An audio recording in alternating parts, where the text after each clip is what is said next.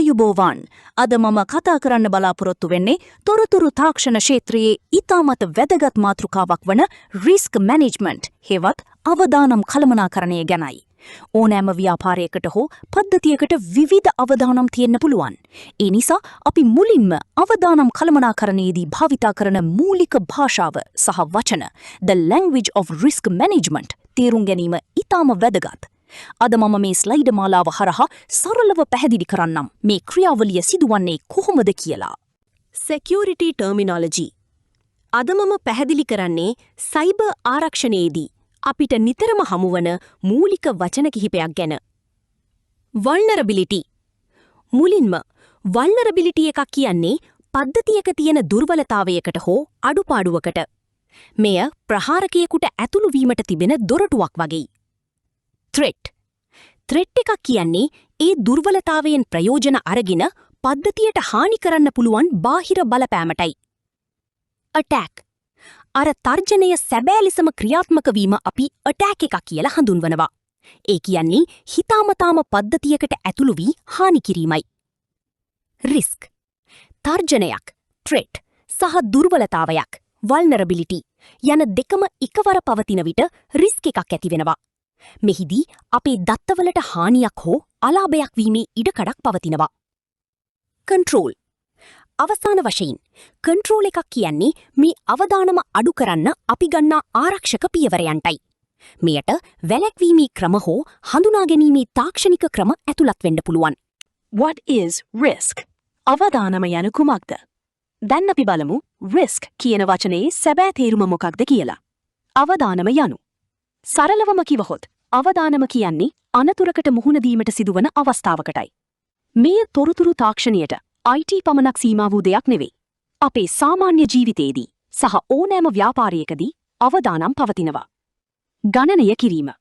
අවදානම ගණනය කරන්නේ ප්‍රධාන කරුණු 3ක එකතුවෙන්. එනම් threat, තර්ජනය, vulnerability, දුර්වලතාවය සහ consequence, එමකින් ඇතිවන නරක ප්‍රතිඵලය යන 3යි. ප්‍රධාන රහස key insight. අවදානමක් ඇතිවෙන්න නම් තර්ජනයක් සහ දුර්වලතාවයක් යන දෙකම එකවර තිබිය යුතුමයි. මින් එකක් හෝ ඉවත් කළහොත් අවදානම නැති වී යනවා. උදාහරණයක් ලෙස තර්ජනයක් තිබුණත් අපේ පද්ධතියේ කිසිම දුර්වලතාවයක් නැත්නම් එහි රිස්ක් එකක් නැහැ. risk levels. අවදානම් මට්ටම්. දැන් අපි බලමු හඳුනාගත් අවදානමක් risk කොපමණ බරපතලද කියලා මනින්නේ කොහොමද කියලා. මේ සඳහා අපි impact multiplied by probability matrix එකක් පාවිච්චි කරනවා. මූලික සාධක දෙක. මෙහිදී අපි කරුණු දෙකක් බලනවා. එකක් තමයි probability. ඒ කියන්නේ මේ අවදානම ඇති වෙන්න තියෙන ඉඩකඩ. දෙවැනි එක තමයි impact. ඒ කියන්නේ මේ අවදානම ඇති වුණොත් ඒකෙන් වෙන හානිය කොච්චරද කියන එක. matrix එකේ ක්‍රියාකාරීත්වය. යම් දෙයක් වෙන්න තියෙන ඉඩකඩ අඩුයි නම් සහ ඒකෙන් වෙන හානියත් අඩුයි නම් අපි එය low risk අඩු අවදානම් ලෙස හඳුන්වනවා. යම් දෙයක් වෙන්න තියෙන ඉඩකඩ සහ හානිය මධ්‍යම මට්ටමක තියෙනවා නම් එය medium risk එකක්. නමුත් යම් දෙයක් වෙන්න තියෙන ඉඩකඩ වැඩි වගේම ඒකෙන් වෙන හානියත් ඊටාම ඉහළයි නම් එය critical risk ඊටා භයානක අවදානමක් ලෙස අපි හඳුන්වනවා. අරමුණ. මේ මැට්‍රික්ස් එක පාවිච්චි කිරීමේ ප්‍රධාන අරමුණ තමයි අපිට තියෙන රිස්ක් අතරින් මුලින්ම විසඳිය යුතු භයානකම රිස්ක් එක මොකක්ද කියලා හඳුනා ගැනීම. risk management. අවදානම් කළමනාකරණය. අවසාන වශයෙන් අපි බලමු මොකක්ද මේ risk management කියලා කියන්නේ සහ ඒක සිදු කරන්නේ කොහොමද කියලා. අවදානම් කළමනාකරණය යනු තොරතුරු පද්ධතියක ඇති අවදානම් මට්ටම හඳුනා ගැනීම, නිරීක්ෂණය කිරීම සහ පාලනය කිරීමේ ක්‍රියාවලියයි. මෙය එක්වරක් පමණක් කර නතර කරන දෙයක් නෙවෙයි. එය දිගින් දිගටම සිදුවන චක්‍රීය ක්‍රියාවලියක්.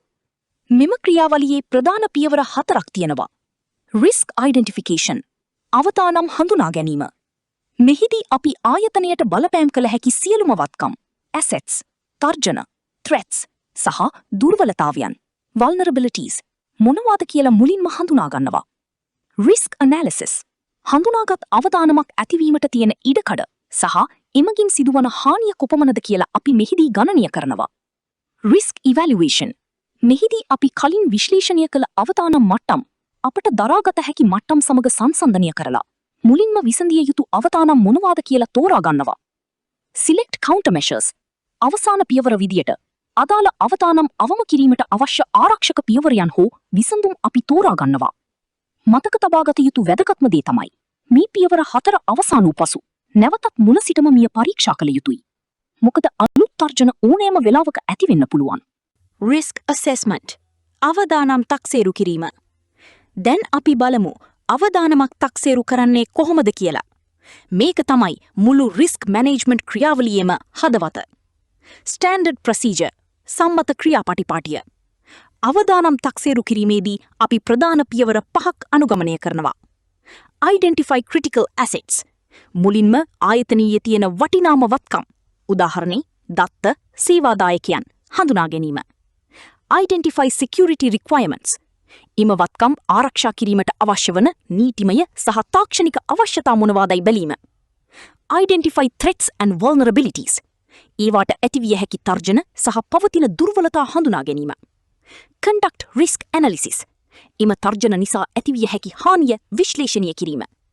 develop a mitigation plan අවදානම් අවම කිරීමට අවශ්‍ය සැලසුමක් සකස් කිරීම. විශ්ලේෂණය කරන ප්‍රධාන ක්‍රම දෙක. quantitative approach ප්‍රමාණාත්මක ක්‍රමය. මෙහිදී අපි ගණිතමය සහ සංඛ්‍යානමය ආකෘති mathematical and statistical models භාවිතා කරනවා. මේ සඳහා fuzzy logic සහ game theory වැනි උසස් තාක්ෂණික ක්‍රම පවා යොදා ගන්නවා. qualitative approach ගුණාත්මක ක්‍රමය. මෙහිදී අපි සංඛ්‍යා වෙනුවට විශේෂඥ දැනුම සහ අත්දැකීම් මත පදනම් වූ විස්තරාත්මක විග්‍රහයක් සිදු කරනවා. මේ පාඩමේදී අපි වැඩිපුරම අවධානය යොමු කරන්නේ මේ ගුණාත්මක ක්‍රමය qualitative frameworks ගැනයි. CISO and risk management CISO සහ අවදානම් කළමනාකරණය. අවසාන වශයෙන් අපි බලමු ආයතනයක තොරතුරු ආරක්ෂණය සම්බන්ධයෙන් ප්‍රධානතම නිලධාරියා වන CISO Chief Information Security Officer ගේ කාර්යභාරය මොකක්ද කියලා. CISO ගේ වගකීම්.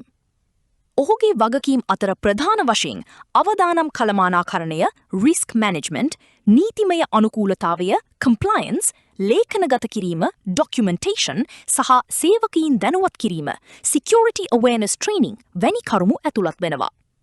ඒ වගේම ආයතනයේ වත්කම් කළමනාකරණය සහ හදිසි අනුතුරකදී ව්‍යාපාරය පවත්වාගෙන යන ආකාරය, incident management ගැනත් ඔහු වගකිය යුතුයි. අවදානම් කළමනාකරණයේදී CISO ගේ විශේෂ කාර්යභාරය. පුහුණු කිරීම, train, නිවැරදිව අවදානම් තක්සීරු කරන්නේ කොහොමද කියලා සේවකයින්ට කියා දීම. සංවිධානීය කිරීම, coordinate, මුළු ආයතනීය පුරාම අවදානම් තක්සීරු කිරීමේ ක්‍රියාවලිය මෙහෙයවීම. පාලන ක්‍රම යෝජනා කිරීම, propose controls, පවතින අවදානම් වලට සුදුසුම ආරක්ෂක පියවරයන් මොනවාදයි නිර්දේශ කිරීම. කාලසීමා නියම කිරීම, set deadlines, එම ආරක්ෂක පියවරයන් ක්‍රියාත්මක කළ යුතු සාධාරණ කාලසීමාවන් ලබා දීම. අරමුණු සැකසීම, set objectives, තොරතුරු ආරක්ෂණයේ අරමුණු ආයතනයේ ව්‍යාපාරික අරමුණු සමග සමපාත කිරීම. මෙහි ඇති වැදගත්ම දේ තමයි මේ සියලු කරුණු ගැන ඉහළ කළමනාකාරීත්වය, top management සමග නිරන්තරයෙන් සංනිවේදනය කිරීම. නිගමනය, conclusion. අද අපි අවදානම් කළමනාකරණයේ මූලික සිද්ධාන්ත, අවදානම් මට්ටම් මනින ආකාරය සහ ඊ ආයතනයක් තුල ක්‍රියාත්මක වන ආකාරය ගැන සාකච්ඡා කළා. මගේ ඉදිරිපත් කිරීම මෙතනින් අවසන්. ඔබට කිසියම් ප්‍රශ්නයක් තියෙනවා නම් දැන් අසන්න පුළුවන්.